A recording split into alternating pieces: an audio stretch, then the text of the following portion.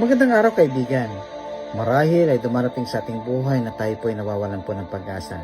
Sa kadahilanan na ginawa na po natin ang lahat ng ating makakaya, pero wala pa rin pong nangyayari.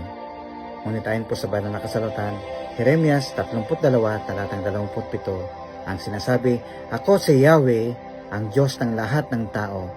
Walang anumang bagay na mahirap para sa akin." Opo, wala pong mahirap para po sa Panginoon sapagkat siya ang Diyos na makapangyarihan, ang Diyos na nagbigay ng buhay sa atin. Lagi nating tandaan, una, God knows your need before you ask Him. Number 2, God controls events that you cannot control. Number 3, God's timing is always perfect. And number 4, God will supply all your needs when you obey Him. Opo, ang Diyos ay makakaya niya pong gawin ang lahat ng bagay. Kaya naman kung meron po tayong pinagdadaanan, mag-pray po tayo sa Panginoon. At siya ay gagamit ng mga taong tutuwang sa atin upang masolusyonan ang ating pong problema.